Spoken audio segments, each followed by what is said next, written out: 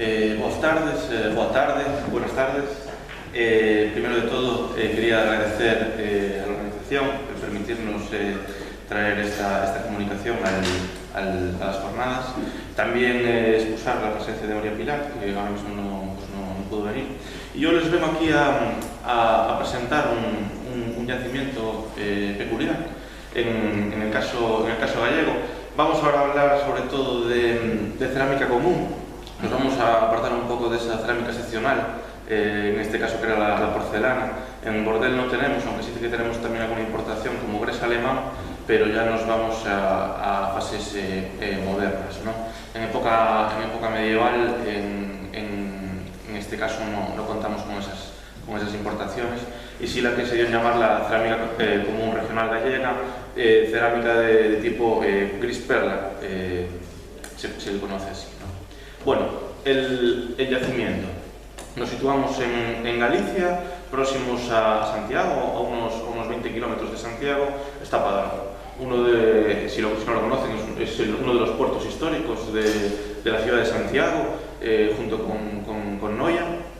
Padrón es este núcleo medieval que tenemos aquí, y el yacimiento se sitúa a medio camino entre el núcleo medieval de Padrón, que estaría amurallado, e Iria Flavia. Iria Flavia, como ya saben, y como lo definió Pérez de Osada, un aglomerado secundario de época romana, con su colegiata medieval y también capital del obispado medieval previo a la inventio del apóstol Santiago, previo a la creación la formación del primer núcleo medieval gallego que fue Santiago de Compostela, ¿no? Bien, pues este yacimiento, o bordel, se encuentra, como digo, a medio camino de Iria Flavia. Este es el río Sá, y esto es un bypass que se le hizo en los años 90, que es relativamente reciente, ¿no? Como ven, el yacimiento se sitúa en el camino histórico, en el camino portugués, el camino de peregrinación a Santiago de Compostela, que después también pasaría eso por Iria Flavia. ¿Qué documentamos? Bueno, ¿qué documentamos? Este yacimiento se excavó en el 2007, fruto también de una fase de arqueología preventiva. Se iba a realizar una promoción urbanística, se hicieron unos sondeos y posteriormente se procedió a la excavación en área del mismo. No lo excavamos nosotros nos dedicamos, lo que nos hacemos en el yacimiento es el estudio de materiales, y llevamos un tiempo haciendo recientemente, ¿no? Durante la intervención se documentaron unos 30.000 fragmentos cerámicos, algunos líticos, no mucho, algunos materiales metálicos también, y dentro de los materiales cerámicos, la mayoría, como dije, de cerámica común gallega, y también vidriados, aunque la mayoría fase bajo medieval y moderna. El yacimiento en sí es este conjunto, sobre todo de estructuras en negativo, que ven en la imagen, y son unos 1.790 metros cuadrados. Bueno, para aproximarnos a la cerámica medieval gallega. Este mapa que tienen aquí es una base de datos que se hizo hace unos años sobre, más o menos, grosso modo, el conjunto de intervenciones y contextos medievales en Galicia. No parecen pocos, ¿verdad? Pues a la hora de la verdad, para conocer la cerámica medieval desde una perspectiva arqueológica, las publicaciones que hay las podemos contar casi con los dedos de las manos, ¿no? Y muchas de ellas son publicaciones antiguas que no se refieren en concreto a ningún yacimiento, sino que son el fruto de conocimiento de varios investigadores que tenían, las pautas generales que ellos veían en la cerámica, pero no con un proceso científico como tal, sino la perspectiva que ellos le daban, ¿no? Parece que esas intuiciones de estos investigadores se están cumpliendo, pero por ahora el conocimiento es escaso, ¿no? Hay muy poquitos yacimientos publicados con cerámica medieval en Galicia, y la mayoría de ellos se refieren a castillos bajo medievales, como pueden ser el castillo de Moeche, en las proximidades de Ferrol, el castillo de Rochaforte, en las afueras de Santiago, y unos poquitos puntos más, escasos, como ya digo.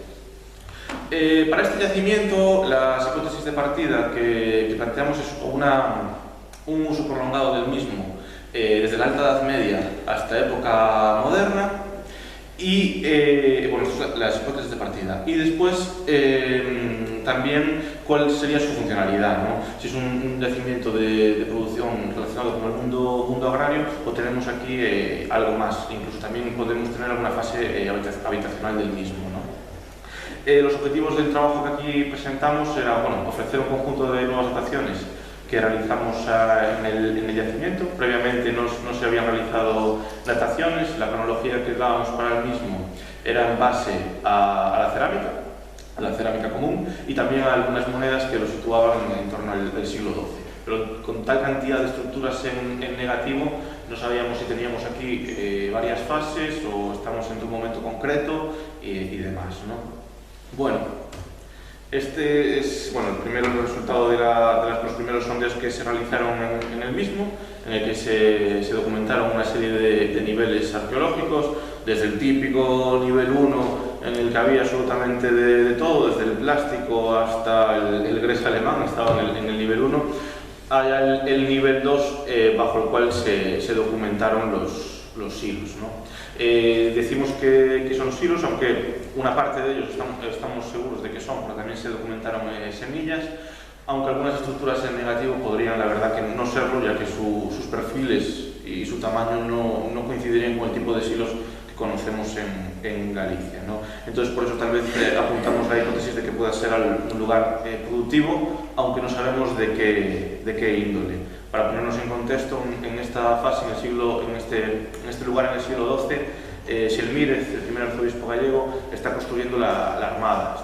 Se trae unos constructores genoveses y crea varias galeras para proteger las costas gallegas, justo en este lugar, entre Iria y Padrón. Aunque no documentamos nada relacionado con ello, sí un gran número de fuselloras para tejidos, más de 30, y algunas estructuras, como ya digo, extrañas. La fase moderna, con estructuras en positivo, algún pavimento en esta zona, algún valado tradicional, y ya, como ya digo, la fase medieval, con todas sus estructuras en negativo, y como ya digo, muchas de ellas silos, y otras, como puede ser esta de aquí, de extraña configuración, ¿no? Escogimos tres estructuras para datar. ¿Por qué? Porque dentro de estos estructuras en negativo se documentaban una serie de niveles, bueno, en varios niveles dentro de las mismas. Las pautas generales de estos niveles eran un nivel de quemado con abundante material cerámico asociado. En algunos casos incluso se veía que la fragmentación del recipiente fue in situ, ¿no?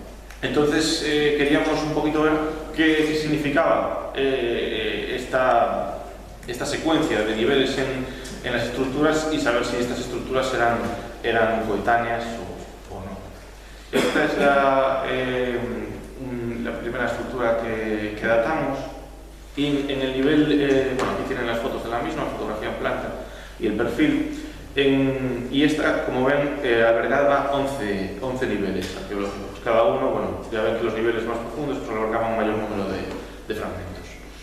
El nivel 8 tenía una moneda que identificamos en torno al siglo XII, y sin embargo el nivel 9 nos da unas dataciones pues bastante antiguas, ¿no? Entre los siglos 7 y 9. A nivel cerámico, identificamos la típica producción medieval gallega, esos grises perlas de los que hablaba antes, que, como ya digo, es cerámica común, hecha torneta. Es una cerámica con un gris muy claro y muy micácea. Es una cerámica que brilla mucho, ¿no? Pero eso es la tónica general de los niveles, pero junto a estas cerámicas grises aparecían unas de tono marrón, un tono ocre, y con unos desglasantes muy claros de tipo grava, ¿no? Parece directamente arena de río empleada en la formación de esta cerámica, algo que no documentamos en la mayoritaria, en la gris perla, ¿no? Entonces nuestra hipótesis de partida era si esta cerámica diferente, tanto por la composición del desgrasante como por sus pastas, nos podía estar indicando esta cronología antigua, ¿no? Esta es otra de las estructuras que datamos, la fotografía en planta, el perfil, y como ven, pues tiene un tipo de forma también característica en muchas de las estructuras en negativo, en varios yacimientos en la península, y el número de niveles, y en este caso ya nos dio una datación acorde con la tónica general del yacimiento, ¿no? Entre siglo XI y siglo XIII. A nivel cerámico, pues ¿qué tenemos? Tanto en la anterior estructura como esta, tenemos sobre todo ollas, jarras, y también empezaron a aparecer las famosas, bueno, digo famosas porque a nivel bibliográfico siempre se habló de que la cerámica común gallega tiene en sus bordes un pequeño rebaje en el entorno para sentar una tapadera. Una tapadera que nunca aparecía, pues se pensaba que podían ser de madera, pero no se documentaban a nivel arqueológico. Por fin las tapaderas ya las encontramos, y la verdad que, bueno, con una gran decoración, sobre todo base a cordones digitados. Las ollas que tenemos son ollas de borde oblicuo y con labios biselados, y las decoraciones son en base a incisiones, en pieza. Muy curiosos los cordones digitados, porque, bueno, es una manera indirecta de aproximarnos al mundo textil, porque, bueno, como ya saben, el sustrato gallego es granítico mayoritariamente, los suelos son muy ácidos, y en Galicia es muy raro que se conserve huesos como los que vimos en varias intervenciones de esta mañana. También que se conserve tejidos, como es común, también es muy difícil, y al parecer los alfareros medievales usaban una tela para hacer la decoración con el dedo. Entonces nos queda la impronta de la estructura del tejido, y vemos bastantes diferencias en los tipos de tejidos que documentamos en esas improntas. Y bueno, como ya ven, también aparecen esas fusayones. Y por último, la tercera estructura, que también nos da un siglo XIII, principios del siglo XIII, pues también documentamos cerámica común, conocida en época premedieval. Aquí tienen las asas con unos punzados muy profundos que a veces llegan a perforar toda la pieza. Este gran cántaro también con multitud de punzados, o esta jarra muy bien conservada, y esta sí que fue rota in situ, ¿no? Y a nivel general, entre los fragmentos, documentamos esa otra producción que hablaba de marrón con ese tono ocre, con gravas y arenas de río, pero no llegamos a identificar unos niveles claros con esa producción que pensábamos que podía ser más antigua, ¿no? Entonces, haciendo una comparativa de las tres estructuras datadas, de los niveles entre sí y de los tipos cerámicos, tanto a nivel morfológico como a nivel de pastas, lo que vemos, la verdad, es que es una cerámica muy homogénea entre sí. En la estructura que datamos en esos niveles más antiguos, del 7, entre el 7 y el 9, si nos vamos al nivel 10, al nivel siguiente, vemos que las características de las cerámicas no tienen nada de diferente con el nivel 2 de otras estructuras, o de la propia estructura que datamos en el siglo XII y siglo XIII, y si la comparamos con el inmediatamente superior, que albergaba la moneda del siglo XII, pues vemos absolutamente, pues, aparentemente lo mismo, aunque bueno, no estamos en fase de estudio, ¿no? Posiblemente esta datación se realizó sobre un carbón que estaba adherido a una pieza que estaba por lavar, y tal vez pues sea un carbón propio del sellado del silo, un carbón que se recoge por el entorno, un carbón más antiguo y que nada tiene que ver aparentemente con el uso de la estructura. Entonces, aparentemente, para estas tres estructuras, veremos después, cuando continuemos con el estudio del yacimiento, lo que tenemos es una fase de abandono aparentemente similar, ¿no? En torno al siglo XII, siglo XIII. Algo que coincide con el abandono de estas estructuras pues en todo el área de Santiago. Por ejemplo, esta es la ciudad de Santiago. Lo que está marcado con puntos blancos son otras intervenciones en las que se documentaron estructuras en negativo. Después veremos un póster sobre esto de aquí, en el arbolado franco número 31, y también aparentemente parece que son abandonadas en torno al siglo XII, siglo XIII. Pero bueno, a nivel, por ahora, lo que intentamos conocer, sobre todo en el caso de Padrón, es cómo justificamos, o bueno, cómo explicamos esta gran cantidad de siglos de almacenaje en este padrón medieval, que se conoce muy poquito a nivel arqueológico y también a nivel documental. No se sabía en realidad la entidad que tiene esta villa medieval. Hasta hace poquito no se sabía tampoco mucho si estaba amurallada o no. Y cómo explicamos esta gran cantidad de siglos de almacenaje en esta zona relativamente lejos del núcleo y en la vía de paso hacia Santiago, ¿no? Y bueno, nosotros estamos trabajando